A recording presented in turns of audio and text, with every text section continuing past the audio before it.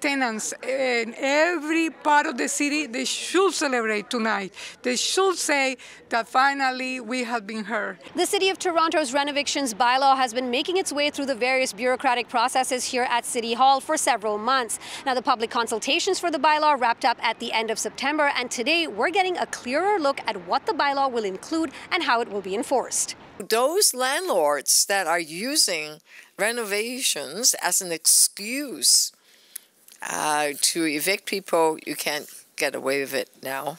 A city staff report recommends that the new bylaw require the landlord to go through a number of steps in order to undertake renovations that require the unit to be vacant, some even before they serve a tenant with an N13 notice of eviction. Renovation license must be applied for by a landlord or an operator within 7 days of the issuance of an N13 notice.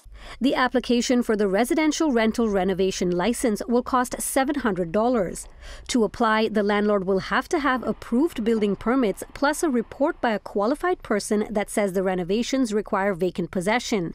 They also have to submit a plan to provide returning tenants with temporary housing or provide monthly payments to cover the rent difference if tenants find their own accommodations.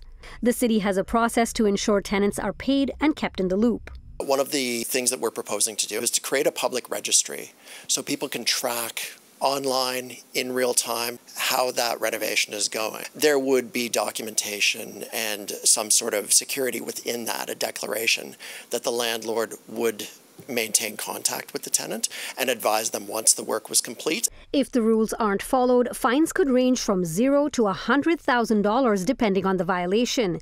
Advocates say they have faith in the new bylaw's effectiveness, which if approved is set to go into effect on July 31st, 2025. We saw that in BC, and it works. I don't remember from the top of my head that how many renovictions was happening, but at that time was zero, because the idea is to tell the landlords that are doing the bad actions to disincentivize them. Like, don't do it because you're not going to really be rewarded for that anymore. Now, this staff report will go to the city's Planning and Housing Committee on October 30th for consideration, and thereafter it'll go to City Council on November 13th. For City News, I'm Dilshad Burman.